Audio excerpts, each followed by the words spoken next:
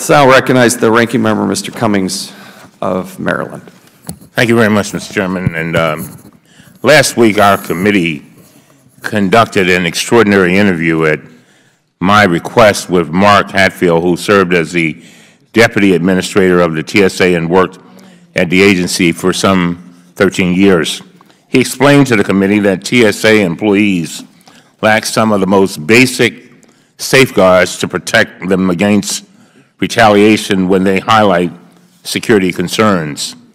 The deputy described an agency where, in the absence of normal federal employee safeguards, a culture of retribution and arbitrary personnel actions evolved that made employees reluctant to raise security concerns. I will highlight some of the statements made by the deputy during his interview, and I ask unanimous consent to include longer excerpts in the hearing record. With respect to the subject of today's hearing, the deputy explained, quote, "There was very little transparency. There was a lot of distrust. There was a sense of, in favor and out of favor employees," end of quote. He explained, quote, "So many things were governed by self-direction at TSA, it bred misbehavior," end of quote. He said the lack of protections for employees, quote, "gave people the opportunity to do things that were typically not against the rules because the rules were so flexible, but very questionable when you looked at it from a moral or ethical point of view," end of quote. During the deputy's interview, our staff asked him if the absence of normal federal employee safeguards contributed to an environment in which employees did not want to come forward with information about security.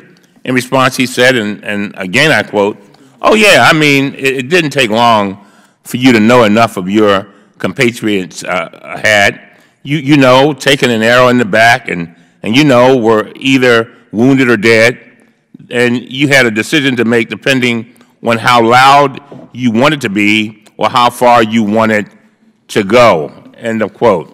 The deputy also warned, and I quote, "People learned that if you spoke too loudly or if you questioned whether the emperor was actually wearing clothes or not, that you could do it at, personal consequence," end of quote.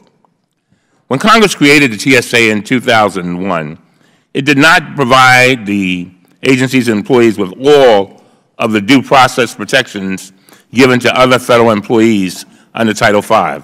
The deputy said that although some flexibility might have been appropriate, that TSA was first created, the agency, and I quote, "should have started converting some of these practices to make them more standardized in federal government practices," end of quote. He explained, quote, "the structure that gave it the flexibility and the facility and the power to make extraordinary moves it did when it was created should have evolved, and unfortunately, some of them have just led to toxicity rather than a healthy agency," end of quote. One tactic reportedly used against TSA employees was, quote, "directed reassignments," end of quote, or forcing employees to move entirely new locations as punishment for raising concerns. I got to tell you, this is something that really bothered me because, and I'm sure it did the chairman, because we had people who were being divided from their families, one person going maybe to Connecticut and the other one going to Florida. Give me a break. And it was punishment. Punishment. For example, the deputy explained that the former assistant administrator in charge of the agency security operations ran a, quote, "very dictatorial department," end of quote. Rather than focusing on improving security, he was, quote, "using the directed reassignment process to manipulate positions in the field and to both help people that were in favor and to punish people that were out of favor," end of quote. The deputy confirmed during his interview that one TSA whistleblower, Jay Brainerd, who testified before this committee on April 27, 2016, received a directed reassignment after being, quote, very outspoken, end of quote, about security concerns. According to Deputy Brainerd, quote, would often raise issues, end of quote, about security, including, quote, the extraordinary emphasis on speed over quality of screening, end of quote. The deputy said that this whistleblower highlighted, quote, what many felt was unreasonable reliance on a metric system that was oftentimes beautiful in full-color presentation on slide decks, but was very detached from the reality of the front line where the actions were taking place, end of quote. The deputy also confirmed what we have heard many times before, that TSA has abused the SSI designation to cover up information. He joked that in the early years of the agency, quote, you could mark, and I think the chairman referred to this, you could mark a Chinese carry-out menu SSI, end of quote. He had, quote, a brochure or something that was clearly public, consumable material or information you could get on the internet or in the library, and they would, stamp it SSI, end of quote.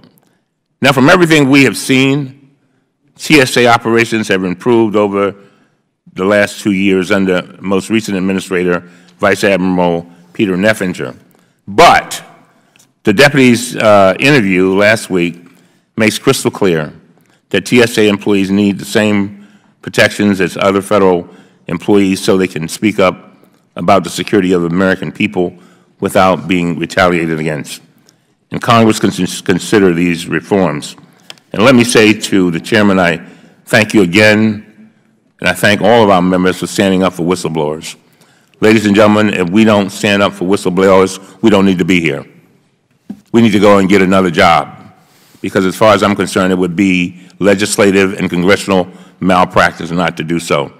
Some of the best information that we have gotten from whistleblowers, and we must do everything in our power at all times to protect them. And on the other hand, for anyone who thinks Congress should receive Title V protection for employees at other federal agencies, TSA is a case study demonstrating why this would be a terrible idea.